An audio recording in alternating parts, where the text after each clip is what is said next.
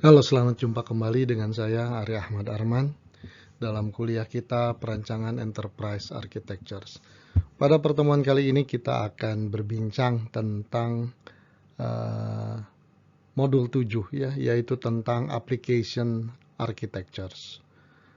Ini adalah salah satu layer dari 4 atau 5 layers pembentuk arsitektur yang cukup penting ya, karena fungsional dari bisnis yang akan didukung sangat ditentukan oleh layer yang satu ini.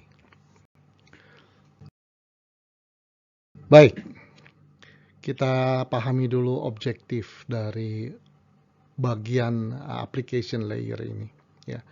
Ini mirip dengan layer-layer lainnya. Dalam hal ini pertama adalah mendevelop target application architectures. Saya ingin ingatkan lagi bahwa sebetulnya arsitekturnya ada baseline dan target. Baseline adalah existing ya, sesuatu yang ada.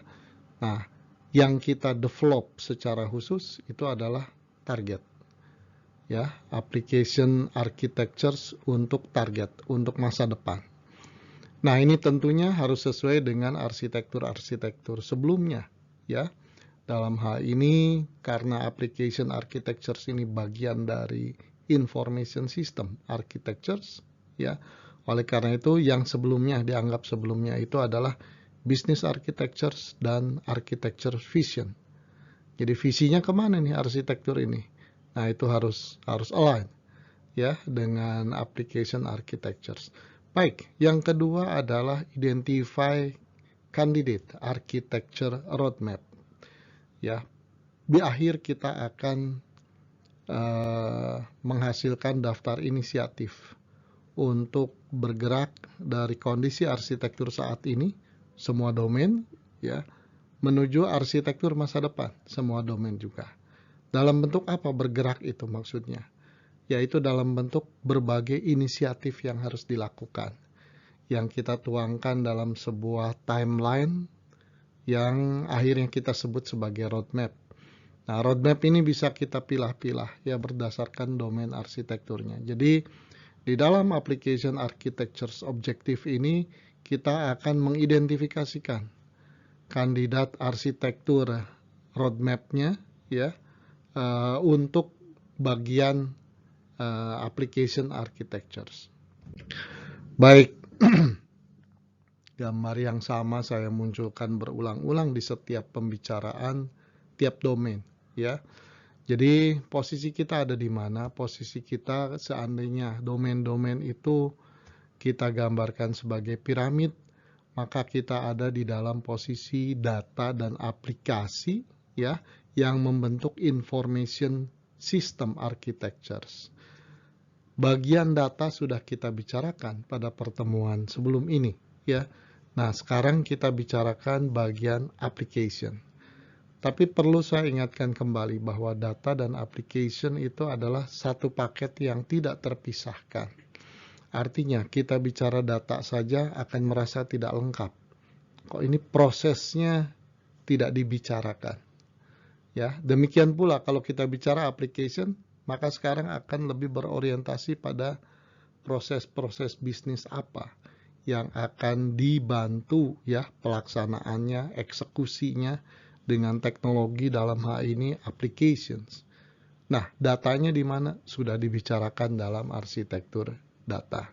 Sekali lagi, ini membentuk satu paket information systems. Ya, baik, saya lanjutkan.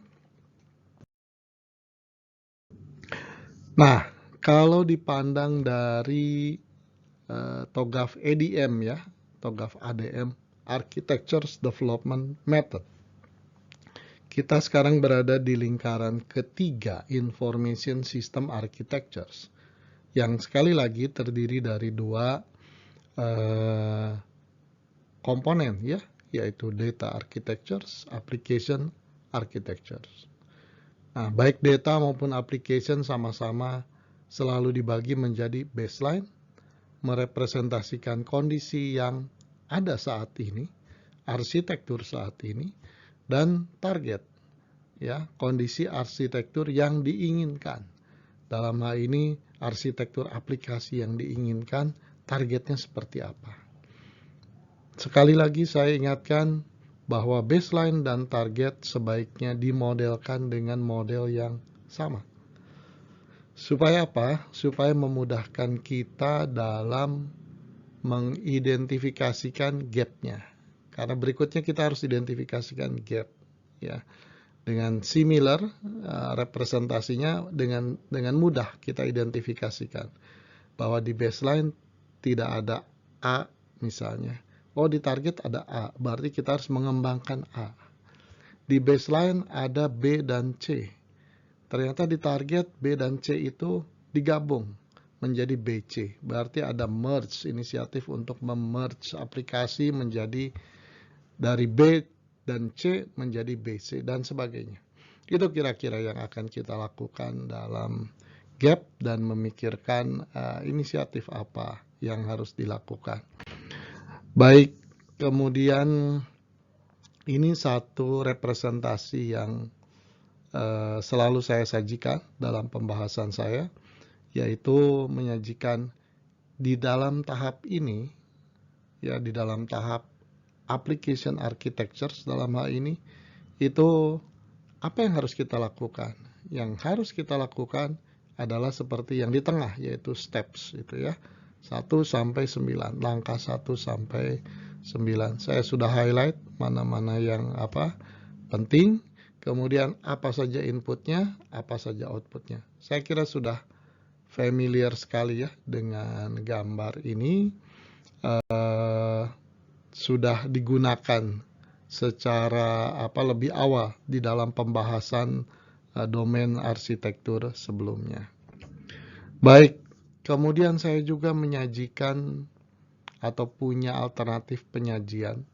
Ini sebetulnya representasi dalam bentuk grafis dari tadi yang sebelumnya kita sebut sebagai steps ya, atau urutan langkah yang terdiri dari 9. Ya, di sini ditampilkannya hanya 8. Nah, ini bagaimana hubungan satu sama lain? Sebetulnya secara umum hampir sebagian besar hubungan sekuensial, hubungan berurutan, linear begitu ya, dari awal sampai akhir. Nah, tapi ada yang yang tidak persis sebagai sebuah urutan begitu, yaitu langkah 2 dan 3 ya, kemudian bersama-sama menjadi masukan untuk langkah 4 dan seterusnya. Baik, kita review kembali ya.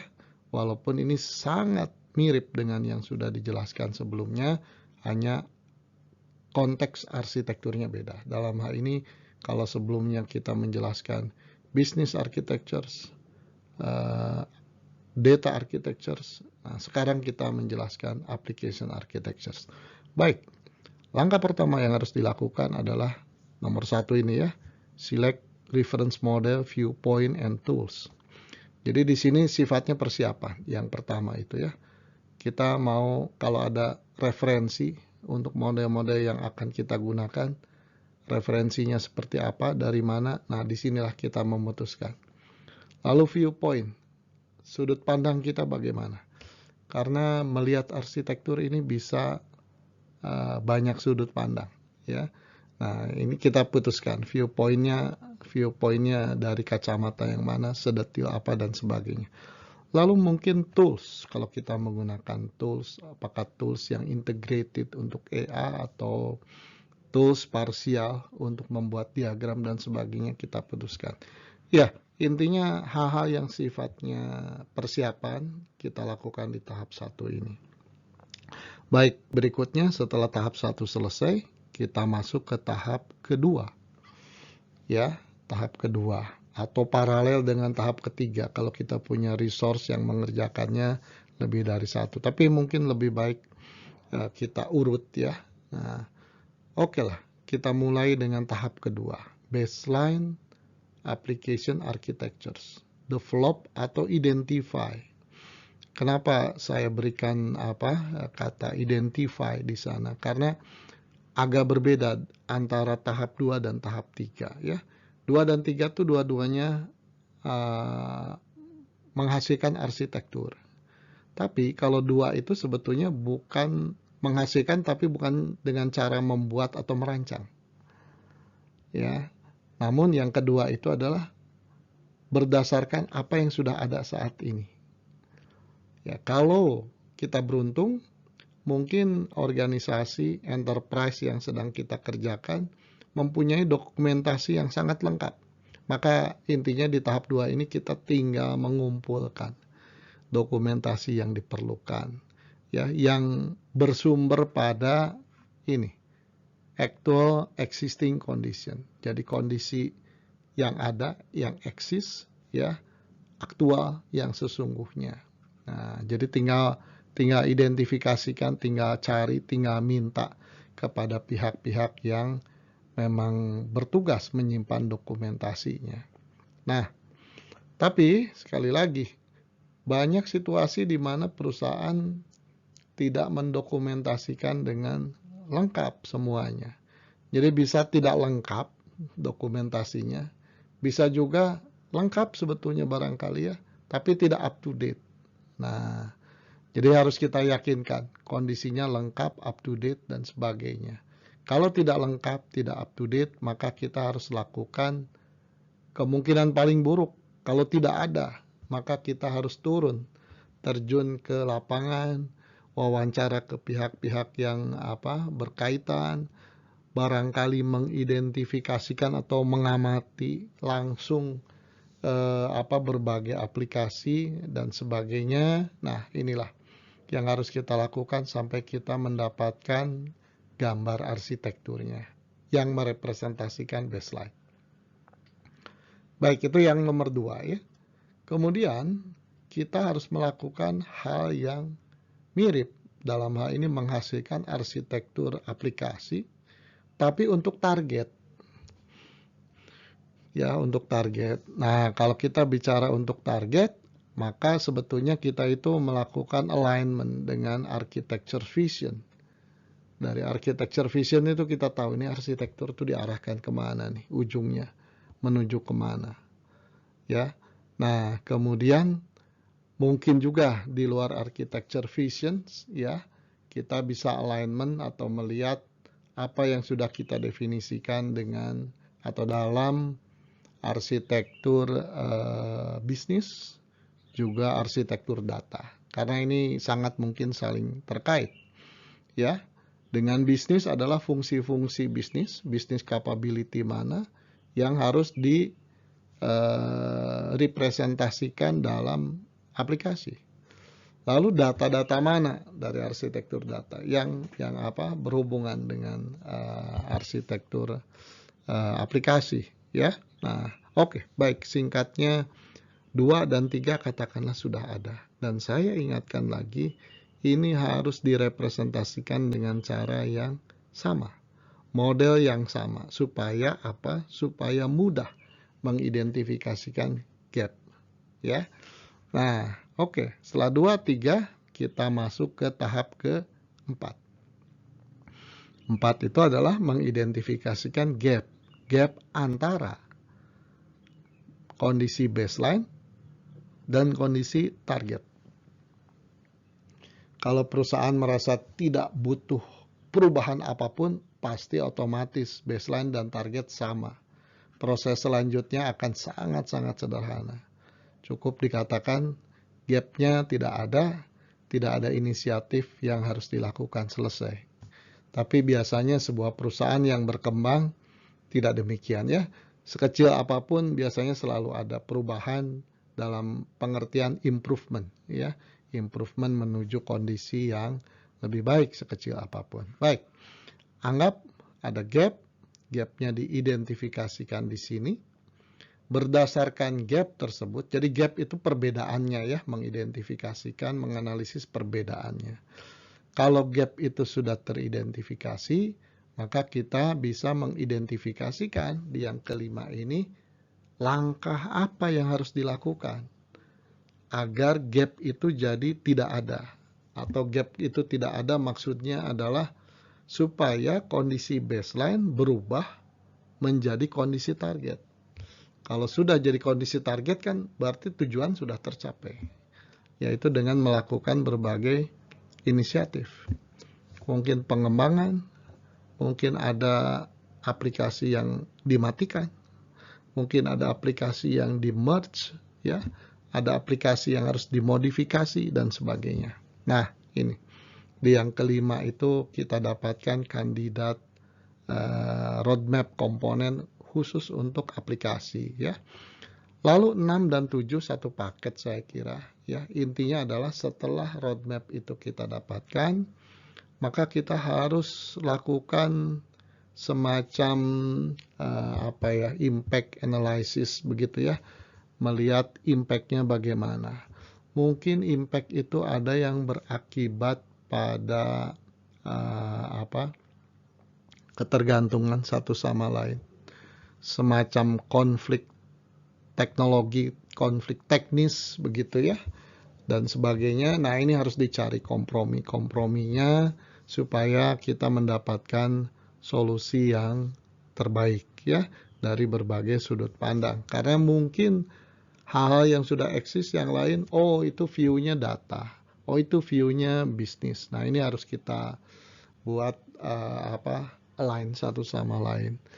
Yang berikutnya di tahap 7 itu adalah formal review. Jadi ini dibicarakan, di-approve begitu, ya, oleh pihak-pihak yang paling relevan, yang paling tepat melakukan approval di dalam perusahaan kita atau enterprise kita. Dan terakhir adalah finalize. Finalize itu ya dinyatakan, inilah dokumen aplikasi, arsitektur aplikasi, ya, yang kita katakan sudah final. Baik, ini ya tahapannya. Selanjutnya apa sebetulnya yang harus kita buat, ya, yang harus kita hasilkan? Ya, intinya arsitektur tadi, tapi apa komponen-komponen pembentuknya. Ya, kita bisa kembali ke gambar ini dari TOGAF, ya, saya ambil. Ini konten meta model. Jadi ini memperlihatkan komponen-komponen besar, minimalis yang perlu ada di dalam setiap bagian arsitektur atau di setiap tahapan dari TOGAF ADM itu, ya. Yang kiri itu blok-blok besarnya tanpa ada isinya di dalamnya harus apa begitu, ya. Yang gambar sisi kanan itu ada isinya. Jadi apa yang harus kita buat di sini adalah ini, ya, information system services. Jadi layanan-layanan information system apa saja yang harus ada begitu, ya. Otomatis itu akan menentukan aplikasi apa yang harus ada sebagai pendukungnya, ya. Lalu logical application component. Nah, ini sebetulnya komponen-komponen pembentuknya yang intinya sama. Kalau tadi melihat information system sebagai sebagai bentuk akhir, ya, yang tinggal pakai di sebagai pendukung bagi bisnis. Kalau logical application component, komponen-komponen pembentuknya dari aplikasi. Karena mungkin ada komponen-komponen yang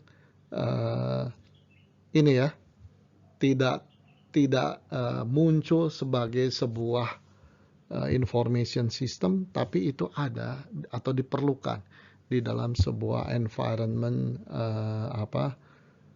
kumpulan aplikasi-aplikasi enterprise, ya. Misalnya saja kalau kita bicara komponen untuk akses kontrol, security, ya, user management. Nah, ini seringkali tidak diperlihatkan sebagai fungsi khusus di dalam information system. Tapi ketika kita membangun itu, ya, itu perlu, ya. Baik, yang terakhir itu adalah physical application component. Ya, itu sama dengan yang kedua, tapi melihatnya dari fisik ininya, ya, komponen pembentuk yang berorientasi pada hal yang fisikal, ya, ke arah servernya dan sebagainya, ya. Tapi bukan server hardware-nya dan sebagainya.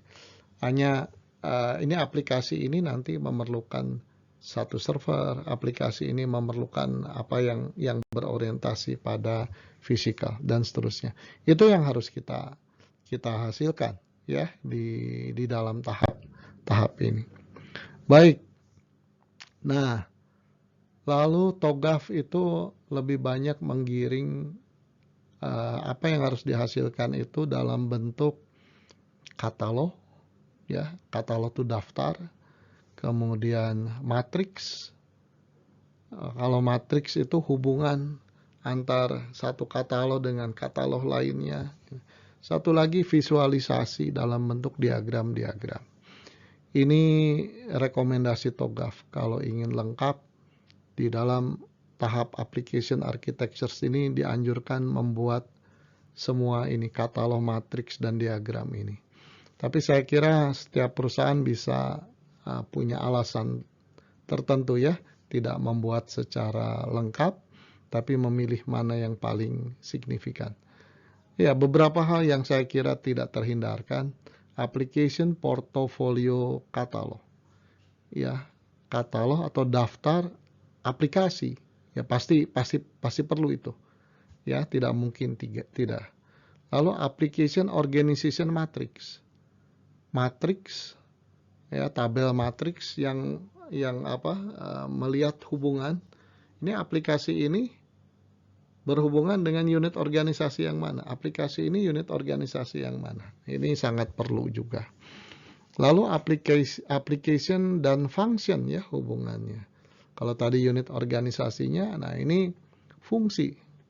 Kalau fungsi itu adalah kira-kira apa yang sudah kita rumuskan sebagai business capability di dalam business architecture.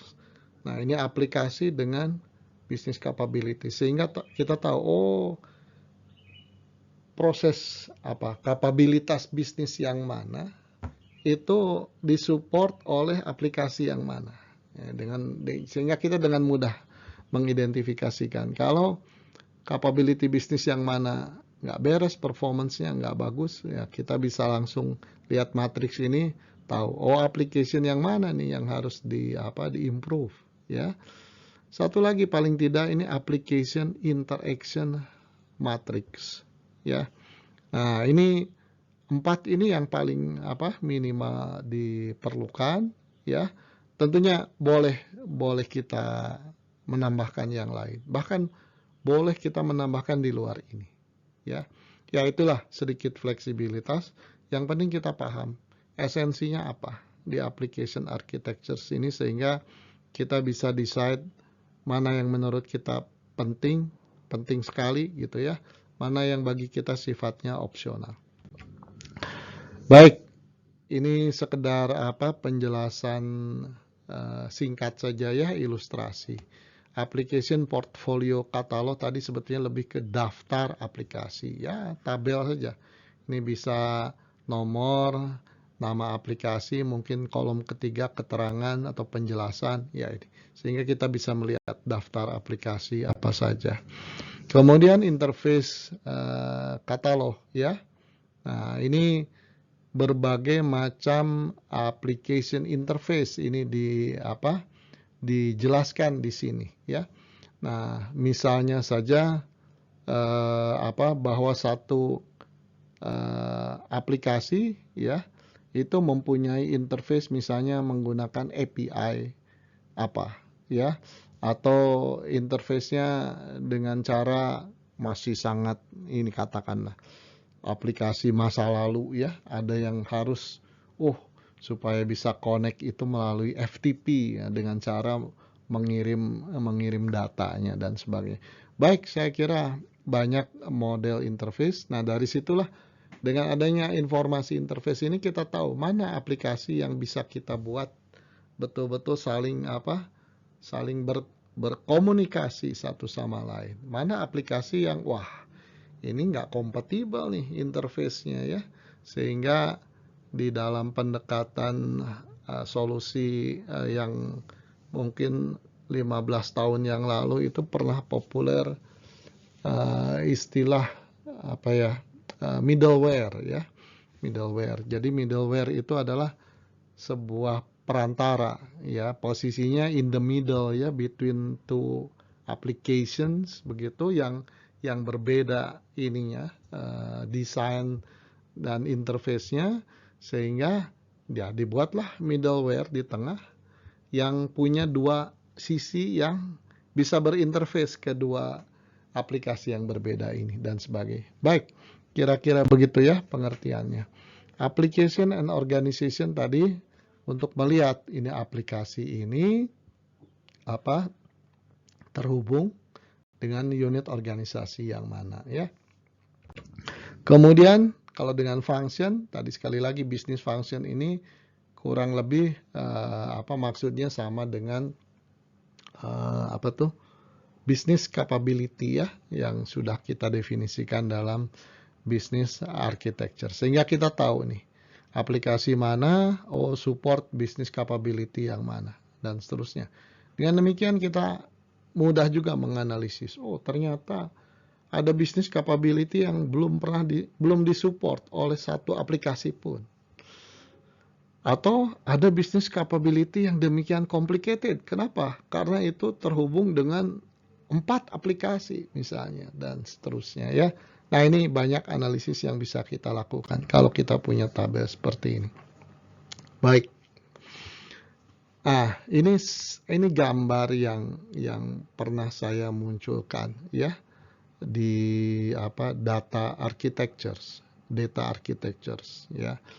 Ini gambar tipikal yang mewakili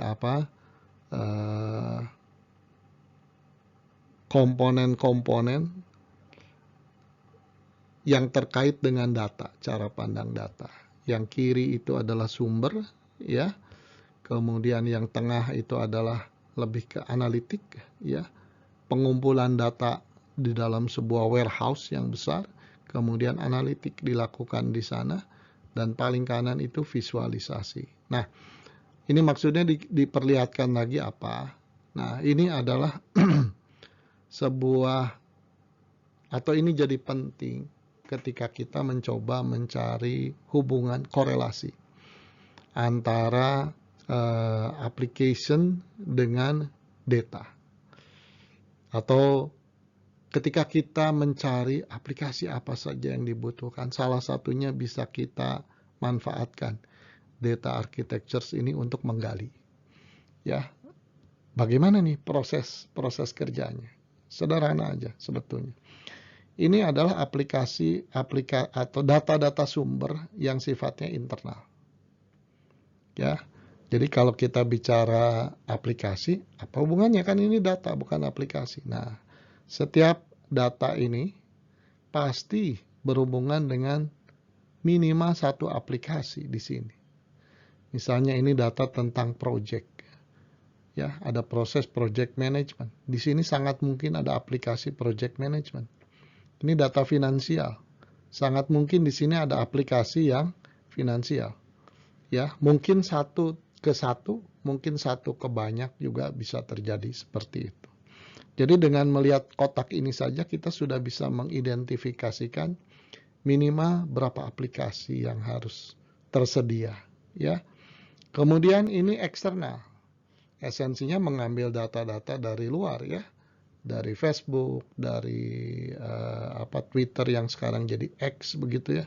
Kemudian dari Instagram dan sebagainya. Nah, ini kan kita perlu aplikasi, minimal aplikasi untuk ini ya. Aplikasi sederhana untuk data captures. Mengambil data-data yang kita perlukan, lalu kita kumpulkan di sini. Berarti kita perlu platform aplikasi untuk data warehouse atau data lake ya, untuk menyimpan data raksasa. Kemudian sangat mungkin di sini ada proses analitik ya, karena itu sudah menjadi sebuah keharusan lah. Perusahaan hari ini kalau tidak melakukan analitik adalah sebuah kerugian yang sangat besar begitu ya. Nah, berarti di sini perlu platform analitik, perlu aplikasi yang berkaitan dengan analitik. Di sini perlu platform aplikasi untuk visualisasi, ya, memperlihatkan data. Nah, bahkan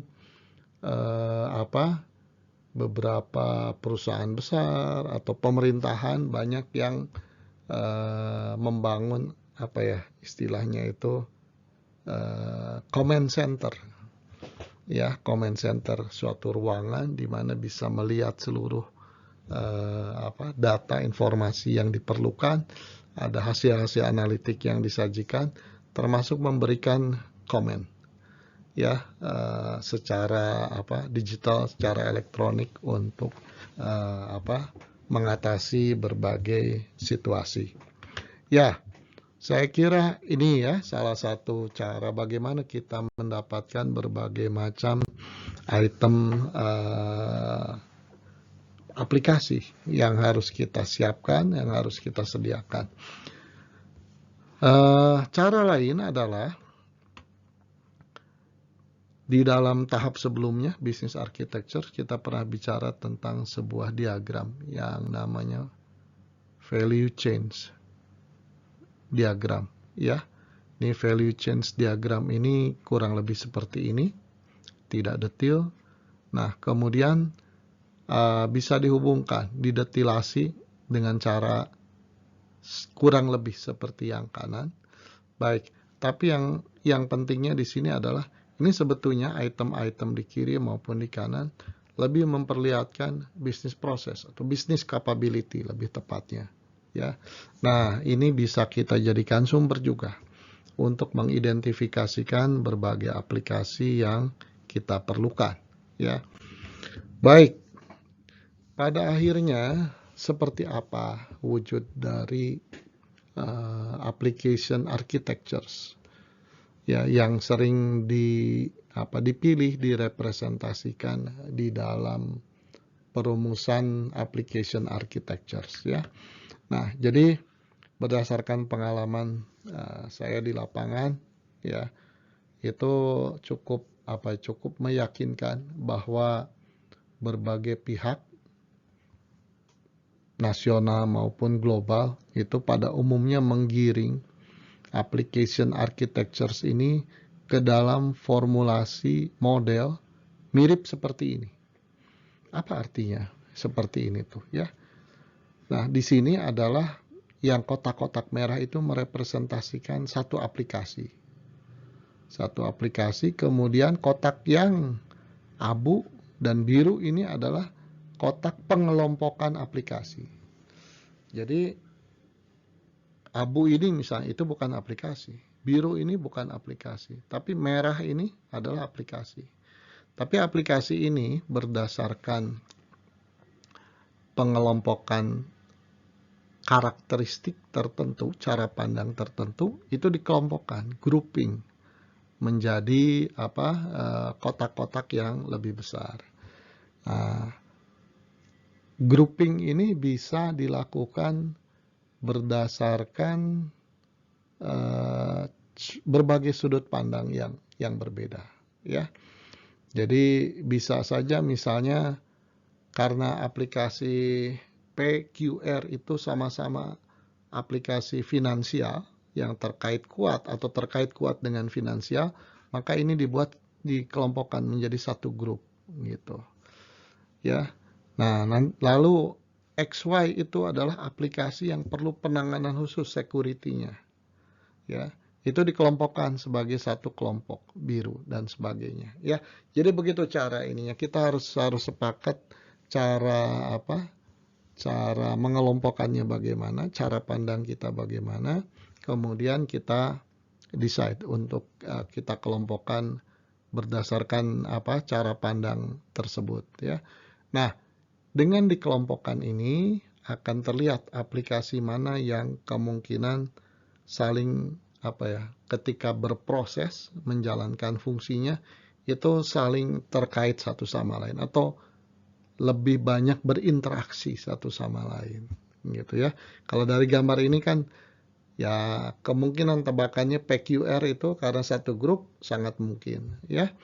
Nah, atau ketika kita perlu penanganan khusus, misalnya tadi, wah ini aplikasi tertentu yang highly secure ya, harus penanganan security-nya demikian tinggi. Nah, ini dibuat satu kelompok sehingga itu servernya dipisahkan misalnya. Wah, kalau perlu digembok servernya misalnya ya. Nah, ini menjadi lebih mudah.